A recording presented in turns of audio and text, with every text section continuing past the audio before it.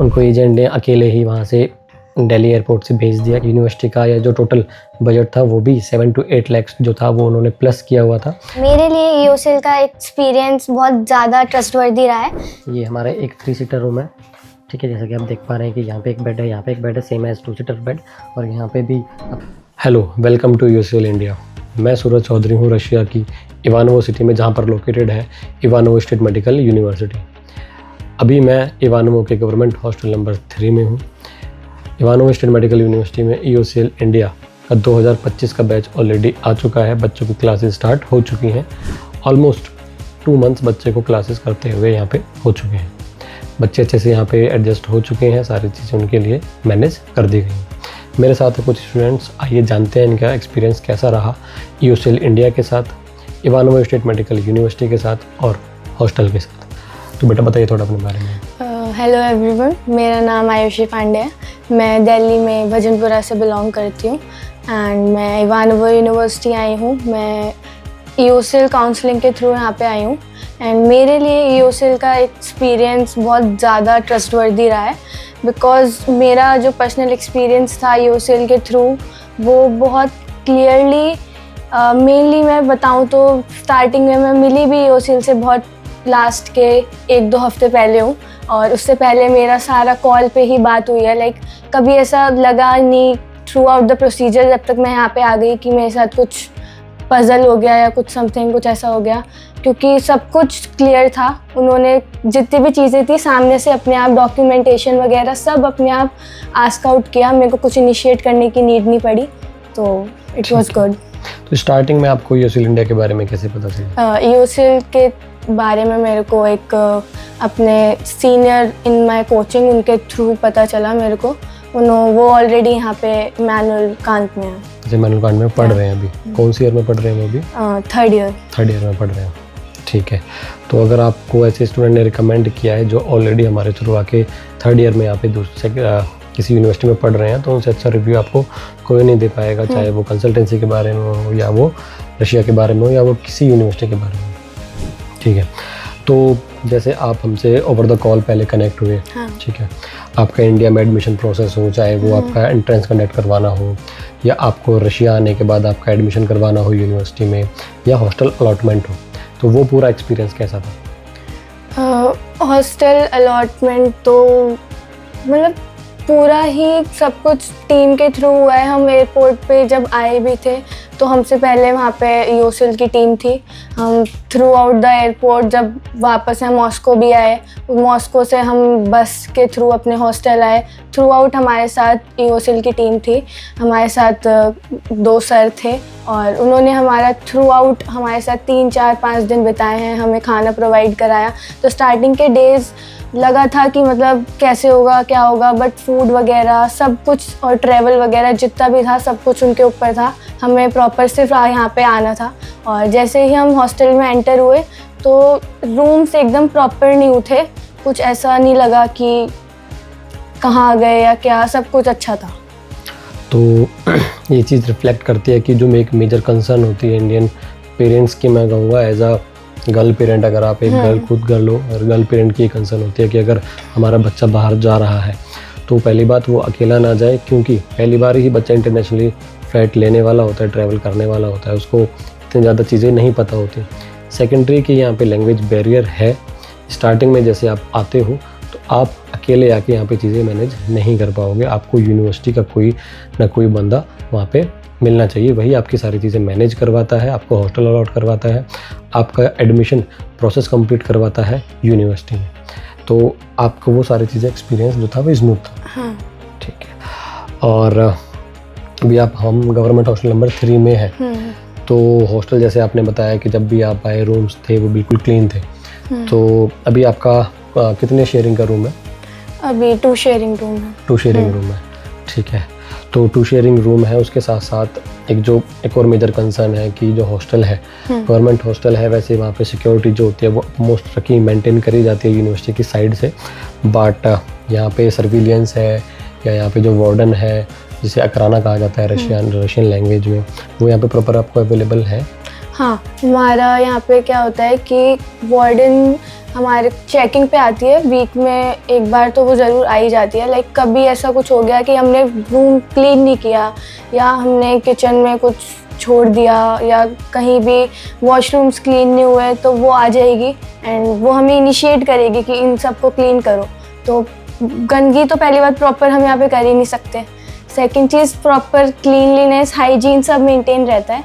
And security तो यहाँ पे ऐसा है कि हमारे पास एक कार्ड होता है, हम उसके थ्रू ही उसे टैप करके एंटर कर सकते हैं। कोई another person without tapping enter नहीं कर सकता।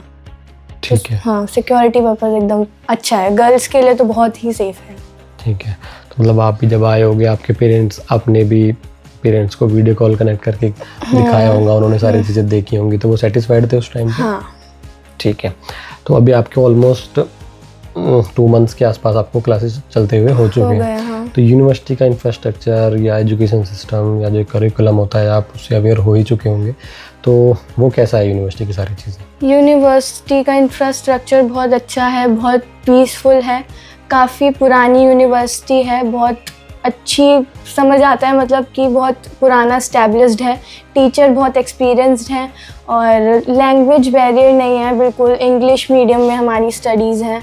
और कुछ भी ऐसा होता है कि डाउट है तो पर्सनली टीचर से जाके आस्क आउट करो, टीचर बहुत अच्छे से सब कुछ एक्सप्लेन करती है, बिल्कुल कोई रूड नहीं है। आप कॉलेज के बाद भी अगर टीचर से डाउट लेना चाहोगे, टीचर आपको प्रॉपर कनेक्ट हो पाएगी मैसेजेस पे, तो सारी चीज़ें अच्छी हैं सब अच्छे यूनिवर्सिटी से में भी। बता देगी। हाँ, ठीक है। अच्छा, मैं एक और केस आपके सामने रखना चाहूँगा कि जैसे मैंने कुछ बच्चों से इंटरेक्ट किया, तो मेरे सामने एक केस आया महाराष्ट्र के कि वहाँ से कोई लड़की आई है यहाँ पे, उनको उनके एजेंट ने मैं नाम तो नहीं ले पाऊँगा, उनको एजेंट ने अकेले ही वहाँ से दिल्ली एयरपोर्ट से भेज दिया कि नहीं, आपको वहाँ पे कोई मिलने वाला है। उसके बाद वो यूनिवर्सिटी तक ही अकेले आई और जो उनका यूनिवर्सिटी का या जो टोटल बजट था वो भी 7 to 8 लाख जो था वो उन्होंने प्लस किया हुआ था, जो कि स्पेशली मैं तो कहूँगा कि लड़की नहीं, लड़के के भी साथ, किसी भी बच्चे के अगर साथ हो रहा है वो बहुत ही गलत चीज़ है। इसके अगेंस्ट सारी चीज़ें होनी चाहिए। यूनिवर्सिटी भी इस पर जो है वो सीरियस नोट पे कदम उठाती है और हमें भी, अगर हम किसी से भी एडमिशन ले रहे हैं तो सारी चीज़ें देखकर, समझकर, अवेयर होकर इस अपना डिसीजन जो है वो लेना चाहिए।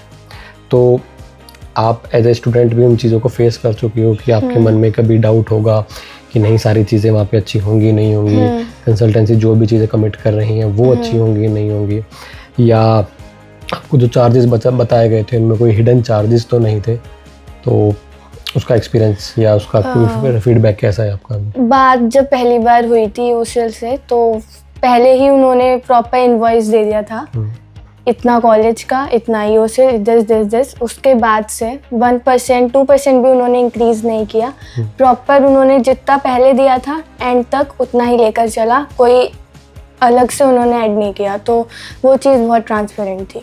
ठीक है। और अभी यहाँ पे आपका सिम एक्टिवेशन और बैंक अकाउंट ओपन हो चुका है? हाँ, प्रॉपर उन्होंने यहाँ पे हमारे को सीनियर्स के थ्रू कनेक्ट किया, जो हमारा प्रॉपर सारा बैंक का वर्क, सारे डॉक्यूमेंटेशन, सिम्स वगैरह, हमें कुछ भी था तो वो हमें पहले करके कॉल करके कि इतना बजे हमें ये चीज़ करनी है तो सब रेडी रहना। हम सारे लोग साथ में जाके प्रॉपर अपना सारा वर्क किया है। और ऐसा नहीं कि एक बार में हमारा किसी बच्चे का हो गया, दूसरे बच्चे का नहीं हो पाया तो उन्होंने छोड़ दिया। उन्होंने अगेन 3-4 बार सब बच्चे के लिए, जिसका नहीं भी हुआ उसको दोबारा बुलाया है और पूरा काम कराया है।